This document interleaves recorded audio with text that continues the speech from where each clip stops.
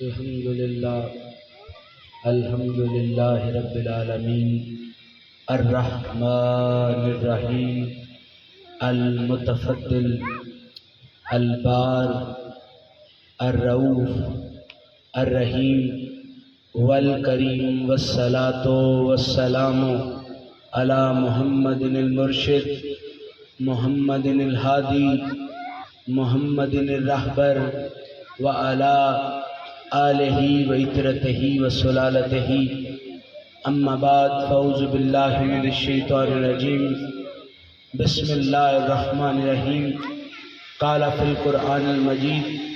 فأما السائل فلا تنہر صدق اللہ مولانا رسولہ النبی الکریم الرؤوف الرحیم الصلاۃ والسلام علیک یا سیدی و یا سندی یا رسول اللہ وعلی آلک و صحابک یا حبیب اللہ الصلاۃ والسلام علیک یا سیدی و یا سندی یا رسول اللہ وعلی آلک و صحابک یا حبیب اللہ تنم فرسودہ جاں پارا زِ ہجراں یا رسول الرحمن ہے الرحیم ہے آسمان کو چمکنے کی ندرت بھی اسی نے عطا کی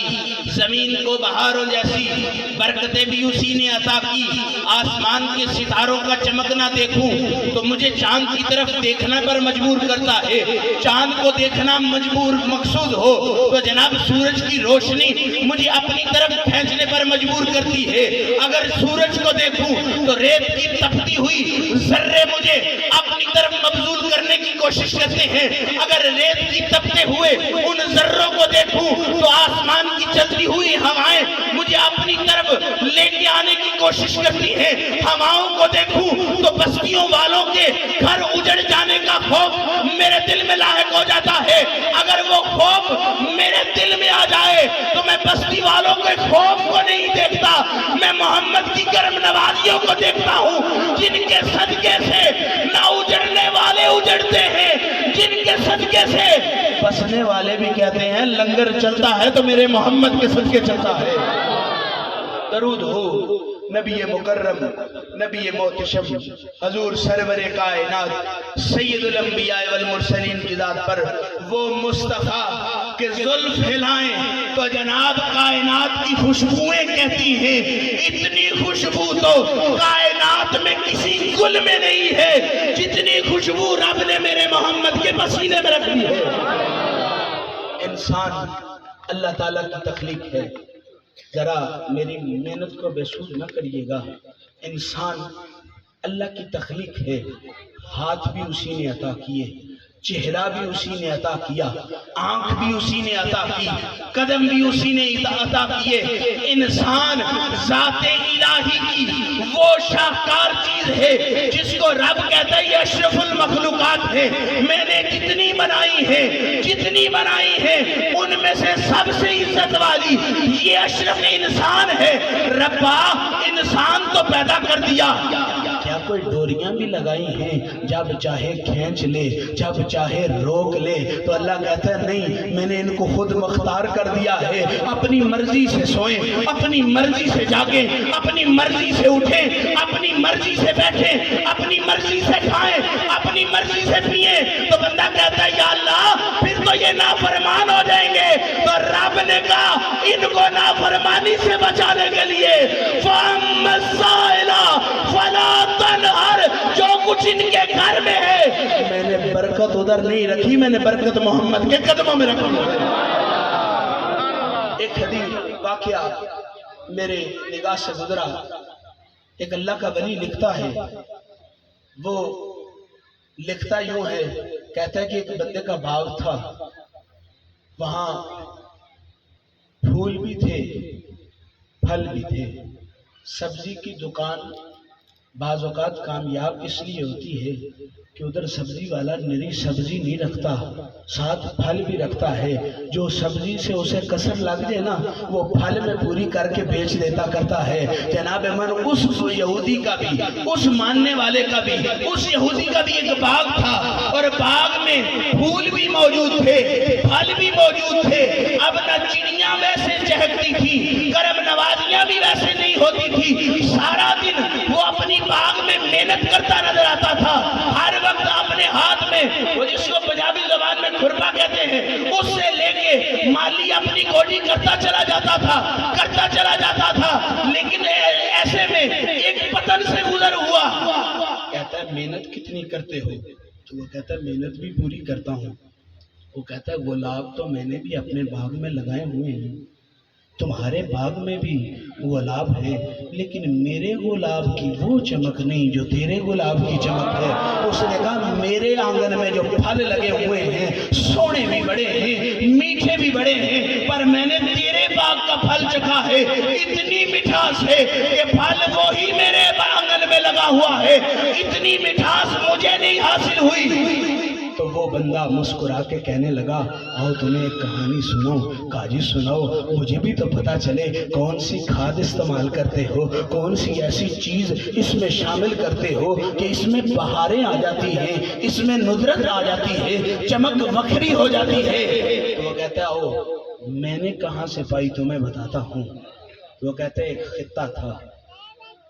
جس میں دل کی سختیاں مشہور تھیں، رب نے اس خطے کو ٹیلے بھی سخت ریت کے عطا کیے تھے، اور وہ کہتا ہے کہ ہوا چلتی تھی تو جو پودا سر اٹھانے کی کوشش کرتا تھا نا، اتنی سخت ہوا ہوتی تھی کہ جل جانا اس کا مقدر ہوا کرتا تھا۔ ہر کوئی اپنی کاشتکاری کی سوچتا تھا، لیکن موسم کی یہ تابعانیاں اسے سوچنے پر مجبور نہیں کرتی تھی۔ بندہ باہر نکلنے کی کوشش کرتا تھا، کوئی آنگن میں بہار نہیں ہوتی تھی، اولاد ہوتی تھی تو جناب بیٹے ہوتے تھے تو خوش ہو جاتا تھا، بیٹی ہوتی تھی تو اس کو زندہ درگور کر دیا کرتا تھا۔ اتنا اجڑا ہوا سا ماحول تھا، بتوں کی حکومت تھی۔ اتنے میں رب نے ایک ایسا ربیع النور شریف کے مہینے میں جناب رک کے یہاں عرض کروں، ابن منصور نے کہا ہے ربیع کا مطلب یہ ہوتا ہے جو سونا چوکا ہو، جوان چوکا ہو۔ کہتے ہیں عرب میں جو چوکا سونا ہوتا تھا اس کو کہتے تھے ہاذا طفل ربیع، یہ جنا کتنا سونا ہے۔ اور جناب من ابن منصور کہتے ہیں ربیع کا مطلب یہ ہے وہ بہار جو ساری بہاروں پر شفقت لے جائے، وہ بہار کہ ہر بہار آ کے چھٹ جائے، لیکن اس بہار کے آنے سے بندے کو موسم کی فکر نہ رہے، بندے کو ٹھنڈی ہواؤں کے لباس دل کو روشن کر دے۔ تو وہ کہتا ہے اتنے میں رب نے وہ ربیع النور شریف کے مہینے میں بہار عطا کر دی۔ کہا بہار عطا کی، پھر کیا ہوا؟ کہا پھر ایران کا وہ آتش کدہ بجھ گیا۔ پھر کیا ہوا؟ کہا پھر بیٹیوں کو عزت مل گئی۔ پھر کیا ہوا؟ پھر اسلام رب اس پیشانی کو سجدے کی زینت مل گئی۔ اس نے کہا آیا مدینے میں ہے، تو مجھے ادھر شام میں بیٹھ کے ہوگے یہ واقعہ سنا رہا ہے۔ وہ مدینے میں آیا، بہاریں تو ادھر آئی، تو اس نے کہا سن لے، رب نے کہا ہے میں اور میرے فرشتے اس پر درود پڑھتے ہیں، اے مومنو تم بھی اس پر درود پڑھنا۔ وہ بیٹھا مدینے میں ہے پر میں اس کا نام لیتا ہوں، رب نے میرے اس پھلوں کو بھی میٹھا کر دیا ہے، میرے پھولوں کو بھی عزت نصیب فرما دی۔ جناب ابی قتادہ رضی اللہ تعالیٰ عنہ آپ فرماتے ہیں کہ مصطفیٰ کریم بھی دوسروں کی طرح، انسانوں کی طرح آپ کے بھی فضلہ جات تھے، لیکن نبیوں کے بارے میں یہ فتویٰ ہے اور علماء لکھتے ہیں کہ جب آپ فضلہ فرماتے ہیں تو وہ فضلہ زمین کو اپنے اندر سمو لیتا ہے۔ اور لوگ کہتے ہیں کہ جب مصطفیٰ کریم رفع حاجت کے لیے جاتے تھے نا تو ہم قریب جا کے ادھر دیکھنے کی کوشش کرتے تھے تو کہتے تھے ادھر ایسے لگتا تھا بھینی بھینی خوشبو آتی تھی، ہمیں ایسے محسوس نہیں ہوتا تھا کہ ادھر رفع حاجت کا کام کیا گیا ہے، ہمیں ایسے محسوس ہوتا تھا کہ خوشبوؤں کی ڈالیوں نے اس نگر کا رخ کر لیا ہے۔ جناب من حضرت قتادہ رضی اللہ تعالیٰ عنہ فرماتے ہیں میرے مصطفیٰ بیت الخلاء میں داخل ہوئے، جناب وہ پانی کا دور نہیں تھا، وہاں شریعت نے اتنے مضبوط اس مٹی کے ڈھیلے کا امر عطا کیا تھا یا پتھر کا امر عطا کیا تھا کہ جس سے صفائی کا عمل کیا جائے۔ جناب بندہ وہ نہیں ہوتا جو منہ سے سونا ہو اور اڈیاں اس کی کالی ہوں پھٹی ہوئی ہوں، عورت وہ سونی نہیں ہوتی جو منہ تو کریم سے رنگ کے چٹا کر لے لیکن جب قدموں پر نظر پڑے تو سارا حسن زائل ہو جائے۔ 4 سہیلیاں کٹھی بیٹھی تھی، وہ کسی نے پوچھا جناب من اتنے حسن کا معیار کہاں ہے؟ تو وہ کہتی ہے میں نمازیں پڑھتی ہوں تو میرے حسن کو معیار مل گیا، تو انہوں نے کہا تھوڑے سے نفل اور پڑھ لیتے، حسن ذرا آگے بھی بڑھ جاتا۔ سونا وہ نہیں ہوتا جو اپنی صرف ایک صفت پر محنت کرے، سونا وہ ہوتا ہے مسکرائے تو بھی سونا، جناب اشک بہائے تو بھی سونا، ظلم لہرائے وہ بھی سونا۔ ادھر شاعر کہتا ہے ادب سے بیٹھو خدا گواہ ہے، وہ آ رہے ہیں وہ آ رہے ہیں، ہوائے خوشبو مہک بتا رہی ہے، وہ زلف اپنی ہلا رہے ہیں، وہ زلف اپنی۔ جناب من حضرت قتادہ رضی اللہ تعالیٰ عنہ کہتے ہیں کہ وہ صفائی کے لیے جو سرکار دو عالم صلی اللہ علیہ وسلم نے وہ 2 چھوٹی چھوٹی کنکریاں استعمال کی نا، جب میں اندر گیا تو مجھے فضلہ جات میں سے کوئی ایسی چیز نہ ملی، لیکن وہ بیت الخلا اتنا مشکمبر اور کستوری کی خوشبوئیں بانٹ رہا تھا نا،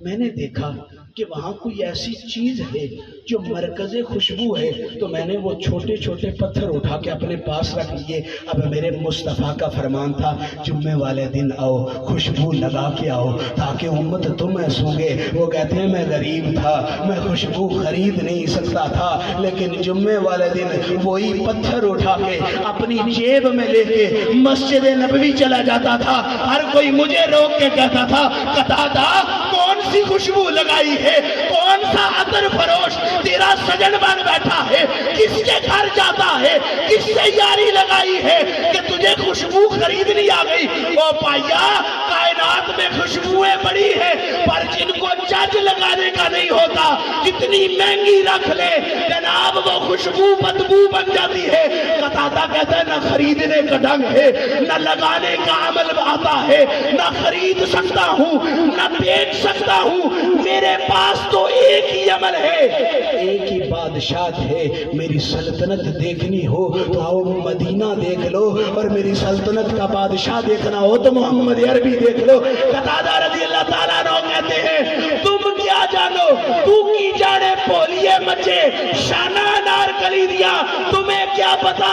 میں نے خوشبو خرید کے نہیں رکھی، جس روڑے کو میرے مصطفیٰ کی ذات سے نسبت ہوگی میں نے اس کو اپنے سینے سے لگا کے رکھا ہے۔ رب نے میرے بدن کو بھی معطر کر دیا ہے، میری ذات کو بھی معطر کر دیا ہے۔ یہاں رک کر آخری بات کرنا چاہوں گا جناب، یہ سب سے وہ نسبت ہے جو علماء بیان نہیں کرتے کیونکہ